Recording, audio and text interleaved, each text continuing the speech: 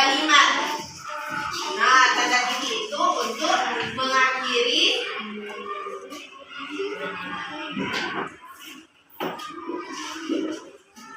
kalimat, dan tanda koma itu untuk memisahkan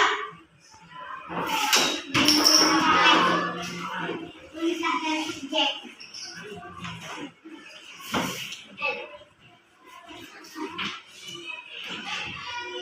Nah, coba baca. Apa itu tanda titik? Untuk mengakhiri kalimat, dan tanda koma yaitu memisahkan unsur kalimat. Nah, apa fungsinya? Fungsi tanda titik itulah dia tadi, mengakhiri sebuah kalimat dan digunakan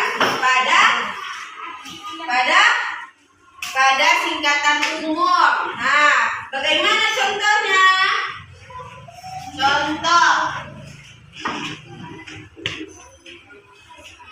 ibu pergi ke pasar. Nah, ibu pergi ke pasar. Nah, berilah tanda titik karena itu adalah akhir dari sebuah kalimat atau berita umum dia. Diberilah tanda titik. Ibu pergi ke pasar. Contoh lainnya yaitu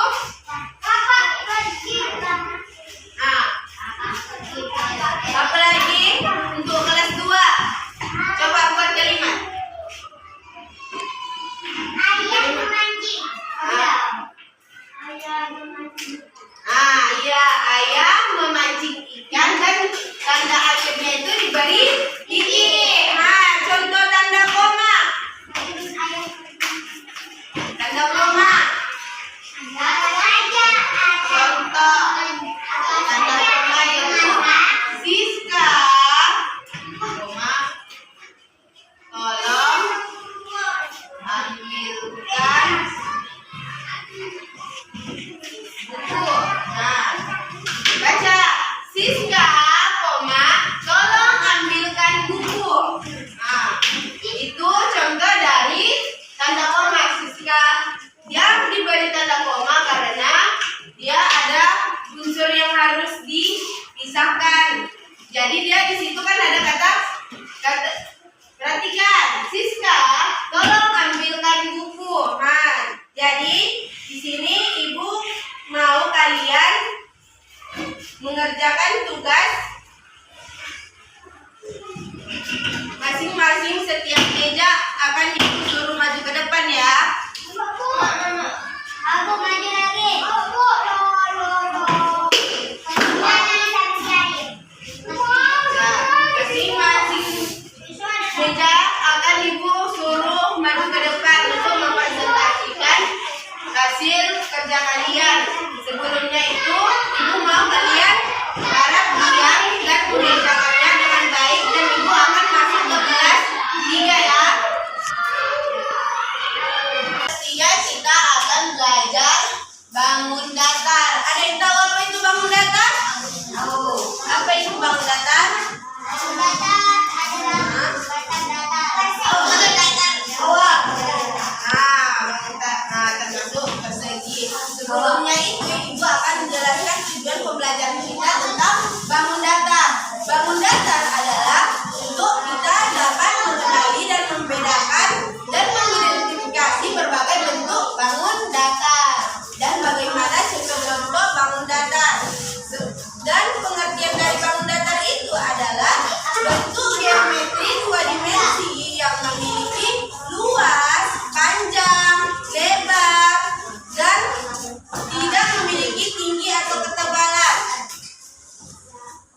Jadi perhatikan di depan. Inilah bentuk-bentuk bangun datar. Perhatikan, tengok.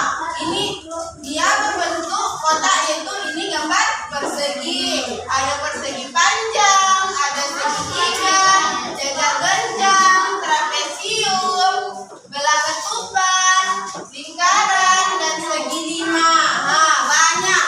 Contohnya di kelas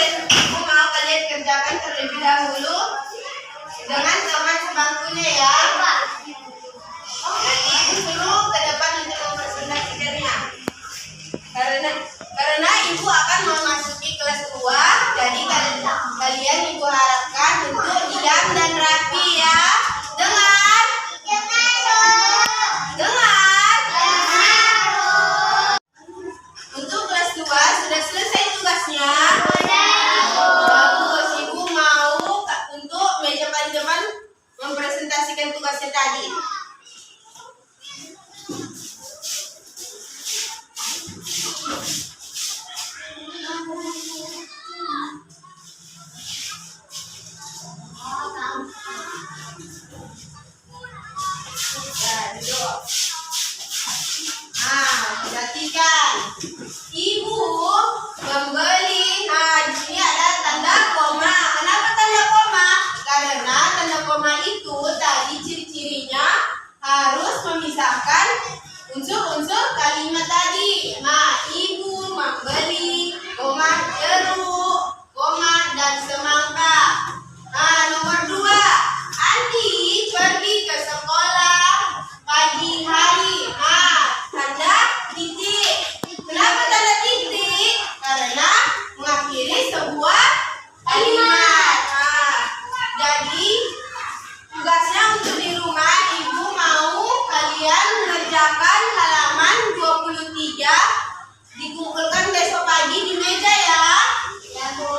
Nah, jadi kesimpulan pembelajaran kita hari ini adalah penggunaan tanda titik dan koma. Tanda titik yaitu diakhiri dalam sebuah kalimat dan tanda koma itu untuk memisahkan unsur-unsur sebuah kalimat.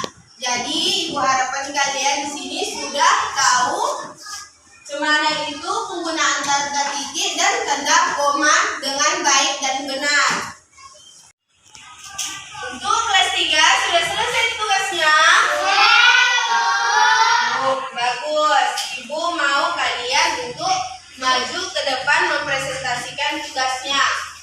Ibu mau dari kelompok depannya. Ini Bu. Ya.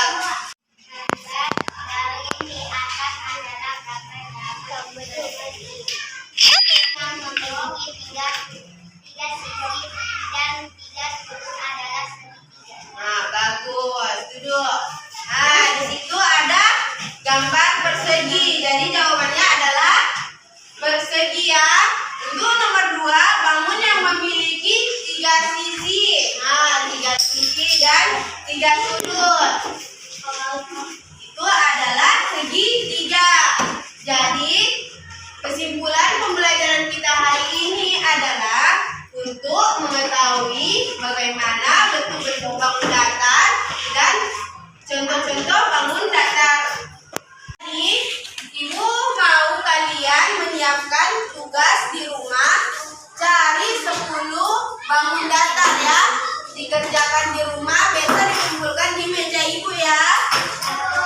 Nah, jadi untuk kelas 2 dan kelas 3 sampai sinilah pembelajaran kita hari ini.